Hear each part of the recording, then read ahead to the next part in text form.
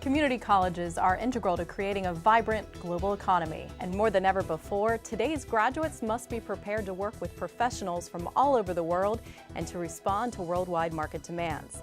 Up next, we'll discuss global education on this episode of Campus Conversations.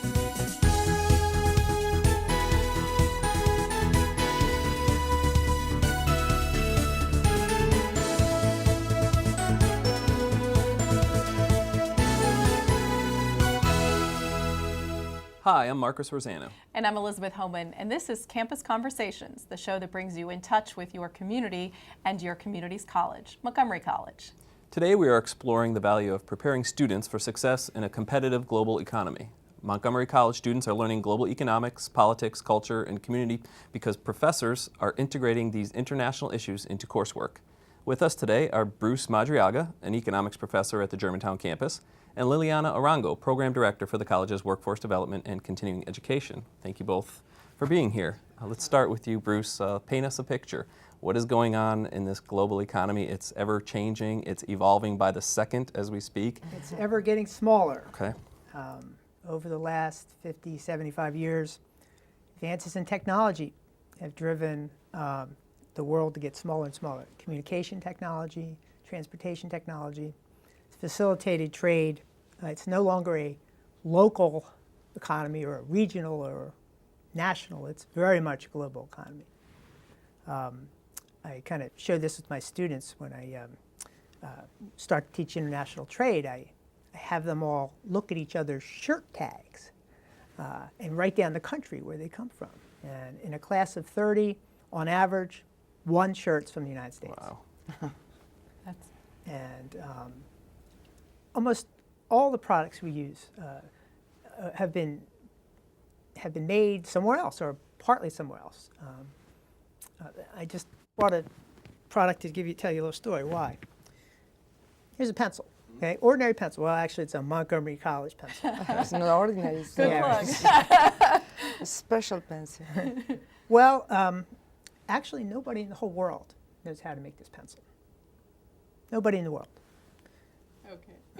Hard to believe, but what does it take to make pencil? You need the wood. Where does the wood come from? Trees. Trees around here? Probably not. Maybe somewhere in the Pacific Northwest.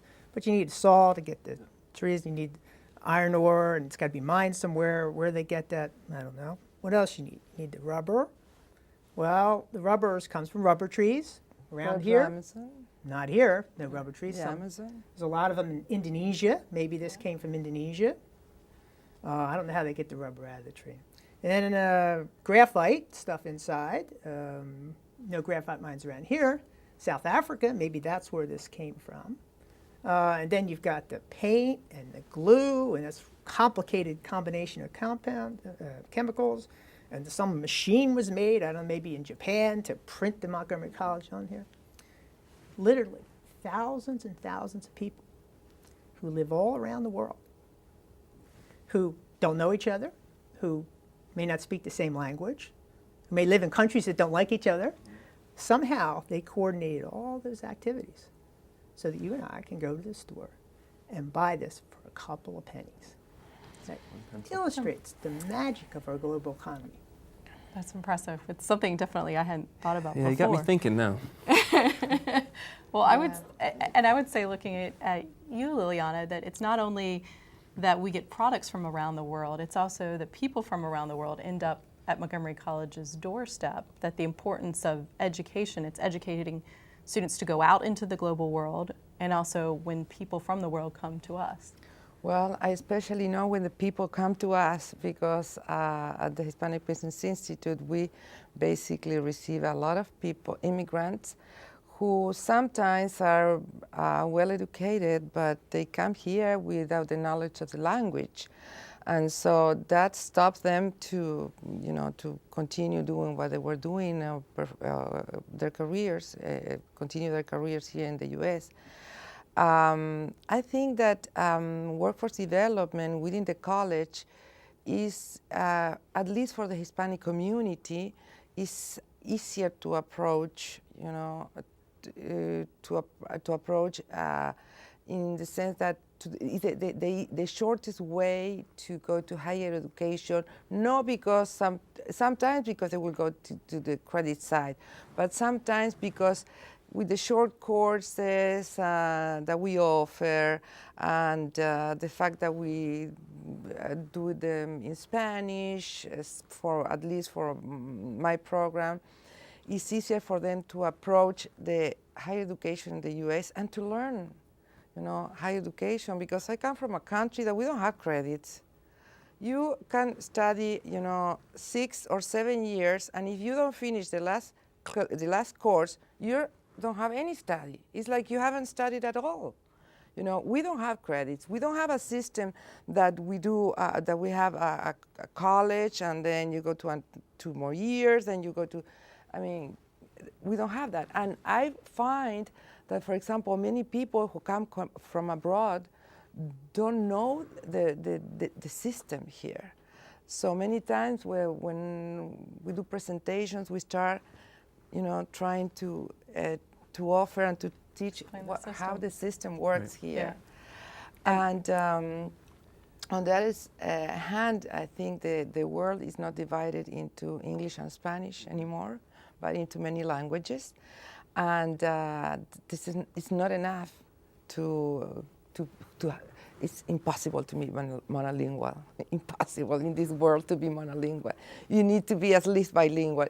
It doesn't matter in what other language, but you need to be bilingual in order to have access to better jobs, to another world. Not only technology, but languages are very important. And then, Bruce, when you get students in your classrooms, I'm sure you're also trying to instruct them not only about the global world, global economy, it's to prepare them for the next step in education, but I'm sure it's also preparing them for today's business world. Oh, absolutely. There's 7 billion people in the world. In this country, there's 0.3 billion. So there are huge markets out there. And with China and India, 2.5 billion people in those 2 countries, with their economies improving, rapid economic growth, that's a huge number of consumers, potential consumers, for U.S. business people to serve. And so there are just many opportunities in the global society for our business people. What about the future for our students? I don't want you to paint a grim picture for us, but in this economic time, it's not pretty. What do our students have to look forward to? What are you trying to prepare for them as they go out into their careers, whether it be in 5 years or 10 years or 20 years? Yeah. Well, in terms of the future economy, that takes some crystal balling, which I don't even want to try. This today. One message that I like to leave with my students, given the nature of our economy now, is that they need to develop skills and acquire education because of the global economy. Today, they're not just competing with people in their area, they're competing with a whole globe of 7 billion people. So how do you distinguish yourself? You're also competing with technologies as well. So those that have skills can benefit from those technologies and from the global opportunities. Those that do not are competing with people around the world. So statistics show the gains from educational attainment are high and rising. And that's very much a result of our new global economy. And I'm guessing you're saying the same thing. Yeah, I remember we were talking before that. I remember when I came here 30 years ago with a high school diploma, it was so easy to find a job. You would open the Washington Post and there were lists and pages of decent jobs that you had available. But then with the years, you needed a college degree. No, without a college degree, you cannot do anything. Then, you need a bachelor's degree. Now we're talking masters, PhDs and masters, because otherwise you cannot compete. It's like Bruce said, you cannot compete in a global economy with, a few credits. You need really to prepare yourself to be able to compete. The competition is growing and it's getting stronger. And the salaries are lower. Yeah. Lower. All right, we have to take a High break. competition, lower salaries. But thank you both for being with us. When we come back, we'll talk about programs that are sending our faculty and students all around the world. I definitely think it's important for students to have a global perspective. In the working world, there'll be a more diverse environment, so you'll have to work alongside people from other ethnicities or backgrounds, cultures.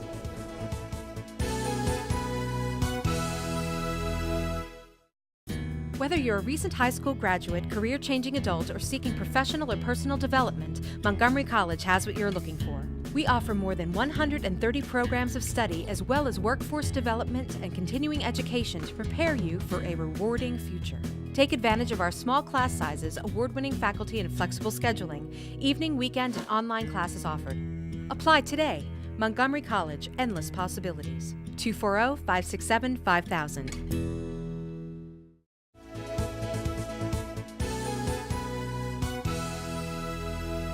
Welcome back. With us now are Dr. Sanjay Rai and Professor Joan Naake, who traveled to India to lead a symposium about community colleges, and Dr. Greg Malveaux, the college's study abroad coordinator. Thank you for being here. Let's start off with Greg. Tell us about study abroad and the study abroad program at Montgomery College and some of the places that our students, whether it be students now or alumni, have gone to all over the world. First of all, I'm extremely passionate about study abroad, and I've had the privilege to go to a number of different places and lead different groups in different parts of the world. There was a recent article actually in the Chronicle of Higher Ed where they discussed, the larger destinations, the destinations that students and faculty tend to go more often than anywhere else now. And that list, basically it's China, other parts of Asia, you have Central and South America, and then you have pretty much Northern Africa. And I've done pretty much the same thing. We have a study abroad program that's being put forward to India in the winter. We've had programs to Senegal and the Gambia recently. Peru was last winter, and we did China a couple years ago. So I try to, again, go forth and I guess the request in terms of what the students want. They're very savvy in their research. They understand what the community needs, building up in terms of like careers and language and just the skills, for today's workforce. So those are just some of the locations, and those are short-term programs. We also have semester study abroad, and a lot of students now, the trend is to go to Arabic-speaking nations. Community colleges, study abroad programs, is that common, or are we unique in that aspect? Because in most colleges, it's the juniors and seniors that are choosing to study abroad. It's rather unique still for the community college to have study abroad programs. However, it's a growing area in terms of higher ed. And Montgomery College definitely leads the way with this. I mean, we're the largest community college in the state. We have like such a diverse population. And so we have this built-in sort of group of students who are passionate about study abroad. And I just, I'm here to serve their need throughout. Other schools, though, a few here and there have study abroad programs. In fact, there's a consortium that I chair called the Maryland Community College International Education Consortium. And all of the study abroad coordinators and international educators throughout the state will gather and will speak and will compare notes about what's the best way to serve our different schools. And there are about 14 schools that are part of that. And these are, I would say, the 14 largest institutions that have study abroad programs. Well, let's go from the larger topic of study abroad to one country of interest, India. And I know the college recently took a group of faculty and staff to India. Why India? What is the importance of India in global education? I think, when we talk about any educational program, we have to put things in the context. If you look at how our world has changed in last 15 years or so, distance is pretty much dead, and globalization, the impact of globalization is felt pretty much every day. What happened with respect to our debt crisis over the last week, our credit rating going down from AAA to AA+, and the impact of that was felt largely in Southeast Asian countries. So that tells us economically and otherwise our interdependence is pretty high. If you look at the jobs that are being created here, or if you look at the employers that are hiring at the same level as they did in early 2000, are the companies that are hiring employees here to serve their clients essentially in China, Brazil, and India. So for us to prepare our students for this new situation, I think we have to understand the society's culture, businesses, and how globalization links all these aspects of our lives is extremely, extremely important. With respect to our project or program in India, we were very fortunate to get an opportunity from the South Central Asian Division of State Department with some funding, where we were able to take 21 of our faculty, staff, and administration to India, and we were able to visit various types of academic institutions in India. We were able to look at their academic programs. We were able to interact with their students and faculty, and I think that was a wonderful experience for us. Professor Naake, talk a little bit about your experience in India as an educator, and how are you bringing your experiences from India into the classroom? And you deal with students so often, and now you have to sort of bring in this globalization of the world, this economy, into our education. So how are you bringing some of the things you learned in India back to the classroom? Well, first of all, I used to teach British literature, and then I realized that we live in a global society, and so I switched to teaching world literature. And in order to do that, I took some courses. One was a course in Hindu philosophy. And so having the opportunity to go to India and to actually live this Hindu philosophy was marvelous. And as a result of having been in India, I now have a better understanding that I can convey to my students of their famous epics, the Ramayana and the Mahabharata, which I teach in world literature. In addition, I was fortunate enough to find, just on the street corner, a children's version of the Ramayana, and it is such a part of their culture that they teach it to children and read these stories to children.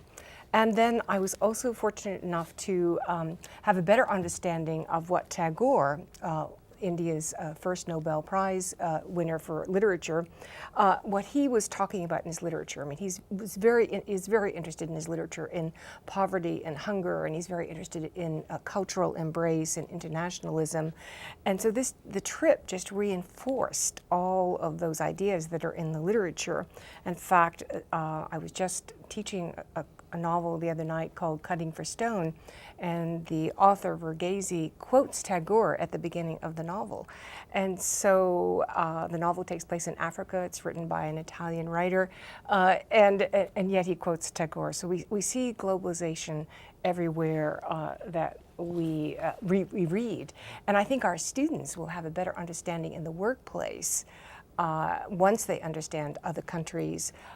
They're not just fixed on the American attitudes or beliefs, but they see many other countries, including India.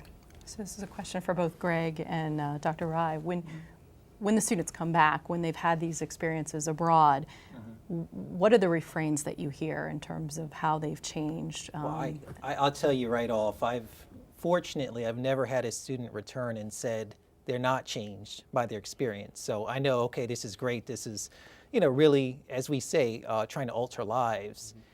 And what I try to do, which I think will help with the experience, is I try to purposely place them in a country, an environment which is not the typical English-speaking country. It has to challenge them. They have to be challenged, and the more challenge there is with it, the more they come back changed. And so we talk about career changes, we talk about, scholarly changes and so forth, but also just the growth in terms of people, and mature adults. That's really a huge change that I see with students.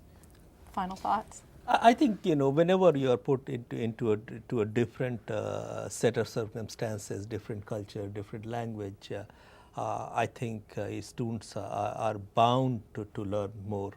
But coming back to study abroad programs at community colleges, we have to understand the global economy and knowledge economy.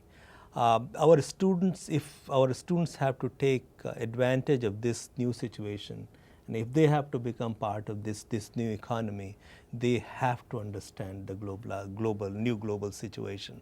And State Department is starting programs like Passport to India or 100,000 students to China, particularly focused for community college students, so that our students get these opportunities and they can take advantage of this new global economy and employment and other opportunities. Right, and they know, again, they're amazing researchers, so they know about what are, the BRIC nations, the nations that are heading the way in terms of economics, with Brazil, Russia, India, China, Korea. They come and they're aware, I need to speak another language if I am going to get that position. I need to have that global experience in order to, succeed. Thank you. I think that's a great stopping point. We're going to Definitely. actually have to go to break right now, but we'll be back to talk about how the American Community College model is actually attracting visitors from around the world to our own campuses to learn about our own higher education system.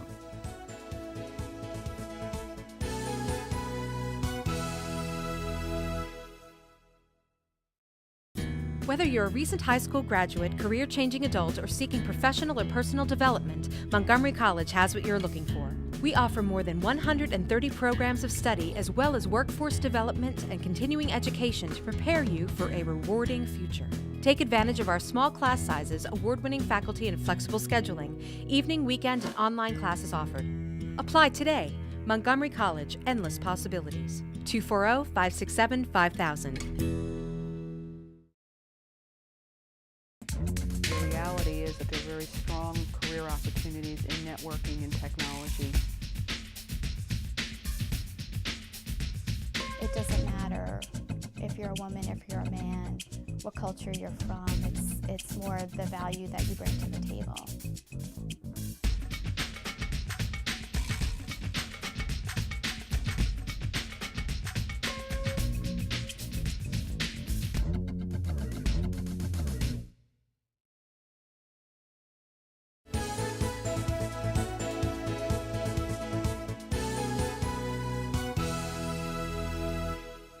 Montgomery College is frequently a favorite stop for educators from around the world. Other countries want to learn how the American Community College model, our programs, and our services might translate into the higher education system there. So we are joined today by Dr. Brad Stewart, Vice President and Provost of the college's Takoma Park Silver Spring campus, and recent Montgomery College graduate Tierra, Washington. So we're going to start with you, Dr. Stewart. I know we have a relationship with the World Bank, and that has brought many higher education leaders from other countries to our Takoma Park Silver Spring campus. What has been the attraction? Why have they wanted to learn about community colleges? Community colleges don't exist in most higher education systems that are founded on the European model, and that includes Africa and a lot of Asia. The idea that anybody can come in the front door and be successful at the other end of the community college education is very attractive to them as they develop their economies. So it's a combination of the American idea of democracy and the American idea of workforce development. And so it does two things for the education ministers and the elected officials from these countries. They're curious about how any student can have a chance and transfer to an Ivy League institution, as many of our students do. Dr. Stewart, what were you trying to showcase to the educators when they came here about Montgomery College in particular? Well, we talked to them about Community College 101 first, because they're not really sure what a community college is. So we do that briefly, and then we send them out onto the campus to interact with our faculty, staff, and students so that they learn what we're doing by watching. And then they come back at the end of the day, and we have long discussions about what they think they saw and how we think we're successful. And the answer is very simply that American community colleges provide an amazing amount of support for their students. And that's what makes our students like Tierra successful, is that we're there for them. And that's unique idea for a lot of institutions of higher education in these developing countries and in places like Korea, where they think that students still need to sink or swim on their own without support from professors, without support from staff members, without support from their fellow students. So I think that they learn that that's the key. Now, some of them, particularly from Great Britain, who've come to visit us, kind of shake their heads and say, geez, this is going to cost a lot.